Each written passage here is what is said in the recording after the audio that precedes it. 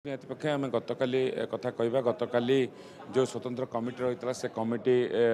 justice Vishwanath रथ अध्यक्षता जो committee रही है से कमिटी निष्पत्ति नहीं आगामी 14 तारिख दिन खोल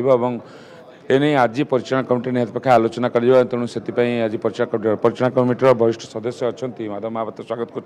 नंदीघोष टीवी को आज निहत पक्षे परिचालन कमिटी आलोचना कर रत्न भंडार खोल नहीं जो निष्पत्ति नि 14 तारिख ताको आप किभली देखुंट संभवपर बोली आप अनुमान कर कि आमर रत्न भंडार तदारख कमिटी जो गठन होता से तदारख कमिटी काली एक एसओपी प्रस्तुत करी मुझे शुणा बही बर्तमान पर्यटन आम एसओपी हस्तगत होना ताकू आम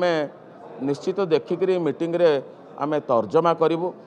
आमर जो विभिन्न प्रकार आंगल आमर मूल उद्देश्य आमर रहा दरकार श्रीमंदिर सुरक्षा जहाँकि 2018 मसीह आपण मैंने जानी आमे मैंने परिचालन कमिटी रे यही सुरक्षा प्रसंग नहीं आम 2018 मसीह खोला जाइला रत्न भंडार किंतु विफल होता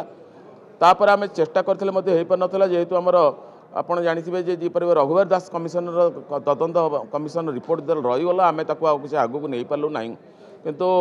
मु धन्यवाद देवी वर्तमान सरकार को निश्चित भाव में जिनस आगू को आसी एवं 14 तारिख से निष्पत्ति कर 14 तारिख में किपरि भाव में खाली 14 तारिख 2 दिन भितर तो सरीजनी किपरि भाव में तापर महाप्रभु आसला पर किपरि भाव में कार्य चालू रहीपरि भाव में अन्य नीतिगतिर को दृष्टि रखा पड़ो से भक्त मानकर दर्शन व्यवस्था को दृष्टि रखा पड़ो अलंकार सुरक्षा भीतर कार्य एवं वर्तमान आप चलुवा आप जानी वर्षक भितर आम यही 7-8 दिन 8 दिन पाऊ जहाँकि वर्षक जगार कम आम गर्भगृह एएसआई द्वारा कार्य कराए तेणु से कार्य केमी चलो यहपरी अनेक प्रश्न अच्छी आज आलोचना आम किपरि भाव में यही कार्य सफल रूपायन हम निश्चित भाव में आम गोटे स्थिर निष्पत्ति कर सरकार पाखक आम पुनर्बार आम प्रेरण करूँ स्थिर निश्चित करेंगे आम जी कहवा जे महाप्रभुंर जो समस्त नीतिकांति गुड़िक करने लक्ष्य रखा जा सहित भंडार गृह खोल मरामती आवश्यक मरामती करा जो एसओपी रही एसओपी रे जदि किसी समस्या सृष्टि हुए बा एसओपी नहीं आज आलोचना कर तो निहाती पक्षे परिचालन कमिटी कौन ताहा परिवर्तन करने सुपारिश भाव में परिचालन कमिटर स्वतंत्र अधिकार अच्छी किपरि भाव में प्रत्येक जिनिस नीति गतिर आरंभ करूँ आपणकर स्थावर अस्थावर संपत्तिर सुरक्षा माने किपरि भाव में माने तदारख कर परिचालन कर परिचालन कमिटर स्वतंत्र अधिकार अच्छी एवं आमे एसओपी की देखू यदि परिवर्तन आवश्यकता हुए किसी परिवर्तन करी पुनर्बार ओडिशा सरकार को पठेबू ओडिशा सरकार पुणी पुनर्बार तर्जमा करी पारे किंतु एते तो समय नहीं आम निश्चित भाव में गोटे 14 तारिख दिन किपरि भाव में खोल एवं जो रही जो से जिनस को सम्मान देकर आगू किपरि भाव में यह फलप्रद हो एवं आगू किपरि भाव में 2018 मसीह भली आम जमी पुनर्बार ये विफल न हो ये योजना आम गतकाली गोटे घटना घटी से घटना उपर आज बैठक आलोचना हो पारे कि